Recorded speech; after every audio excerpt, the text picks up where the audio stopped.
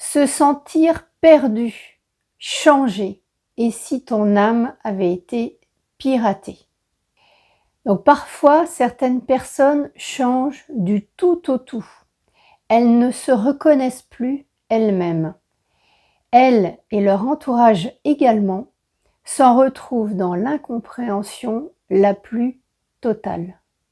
Cette situation peut relever d'un piratage de l'âme. Alors je vous propose d'explorer cette situation, ce cas particulier en 4 parties. Pourquoi et par qui une âme peut-elle être piratée? Est-ce un challenge de l'âme qui est voulu ou non? Ceux qui vont pirater l'âme, qui sont-ils et quels sont leurs objectifs? Et comment se libérer si son âme a été piratée?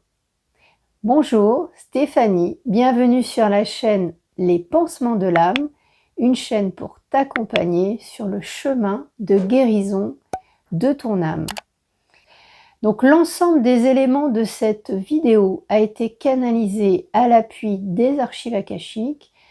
Je délivre donc les messages que j'ai reçus et qu'il m'a été demandé de partager, à chacun ensuite d'exercer son libre arbitre.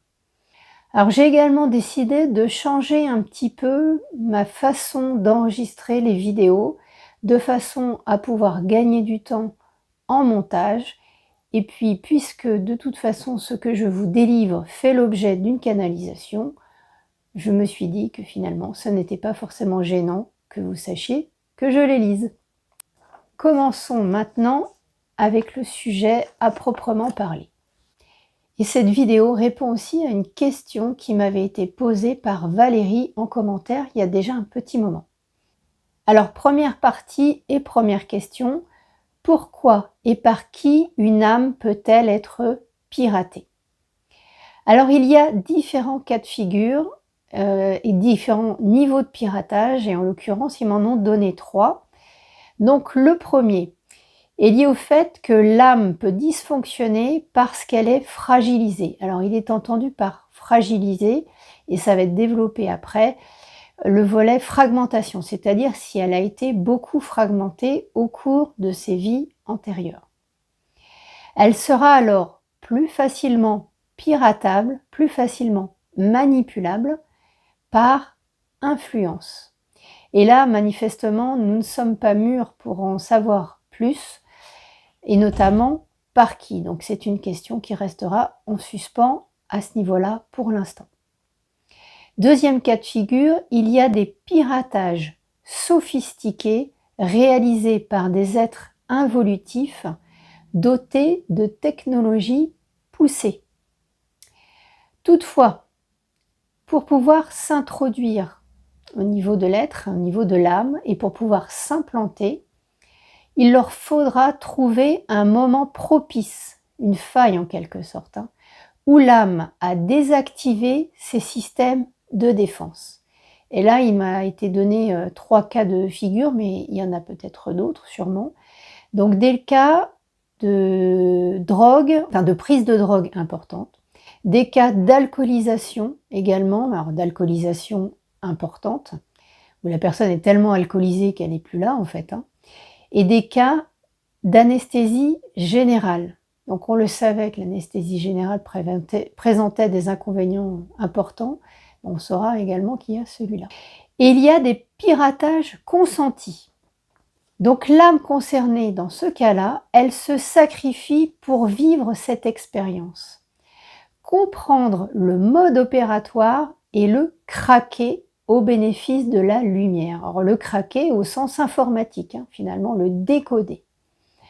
C'est un peu comme un agent de police infiltré, ce sera à ses risques et périls. Alors, ça peut être un peu flippant comme ça, mais en fait, on comprend mieux un petit peu après. La conscience avec laquelle ou pour laquelle l'âme œuvre en sera instruite, et donc rien du capital de l'âme, c'est-à-dire celui qui est lié à l'ensemble de ses vies antérieures et des évolutions qu'elle a pu avoir, Rien ne sera perdu, que ce soit donc le capital d'avant ou que ce soit ce qu'elle comprendra, ce qu'elle retiendra de cette mission suicide avec un piratage de son âme, puisque une autre âme sera ensuite réinformée de tout et poursuivra le travail plus classique d'évolution à l'appui des compréhensions, conscientisation. Donc on voit que dans ce cas de figure d'un piratage consenti, finalement, l'âme va vivre cette expérience-là, elle va peut-être finalement trépasser dans ce cadre-là, mais comme tout aura été transmis, capitalisé au niveau de la conscience, eh bien la conscience, je ne sais pas exactement comment, mais la conscience refera un partenariat avec une nouvelle âme, et cette nouvelle âme sera totalement réencodée avec tout ce que l'ancienne en fait détenait, et cette nouvelle âme pourra poursuivre le travail de la précédente. Alors ensuite, deuxième partie et deuxième question, est-ce un challenge de l'âme voulu ou non? Eh bien la réponse est plus ou moins. Donc en fait, le fait d'être piraté, c'est un risque qui fait partie du métier de l'âme, entre guillemets. Donc ils ont toujours un peu d'humour, hein, les archives akashiques. Et donc en fait, ils ont fait une analogie avec le fait de conduire une voiture. Conduire, ça induit le fait d'avoir un jour un accident qui peut être grave ou non, dans lequel on peut avoir être blessé ou trépassé. Eh bien, le fait d'être un jour piraté, c'est la même chose pour l'âme. Ça fait partie des risques qu'elle peut rencontrer. Donc, il en ressortira nécessairement des compréhensions et donc des enseignements qui profiteront à l'âme si elle s'en sort, ou à l'âme qui prendra sa suite si jamais ce n'est pas le cas. Alors, extrêmement rares seront les cas d'un choix d'expérimentation de l'âme que de se faire pirater au vu des risques extrêmement élevés qu'elle soit détruite in fine. Donc, c'est plus un aléa de parcours qu'un choix délibéré.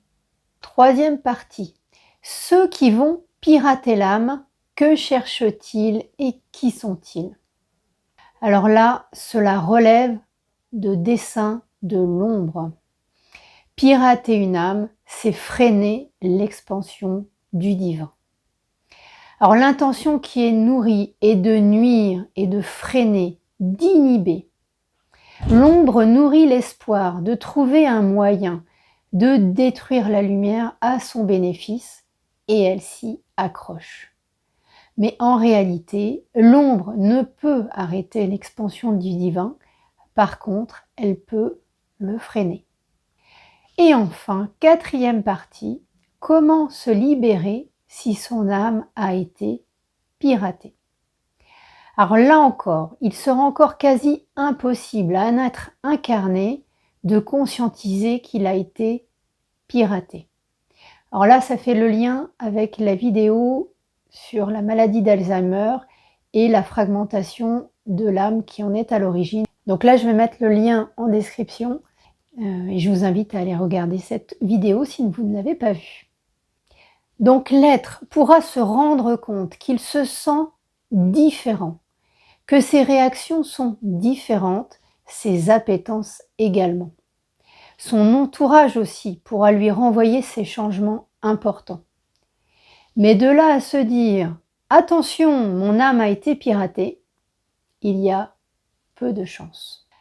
Alors une autre caractéristique est que l'être aura en quelque sorte perdu son GPS, ses objectifs de vie et le déroulement de son contrat d'âme seront suspendus et l'être se sentira perdu. Les êtres piratés pourront avoir l'intuition d'être parasités.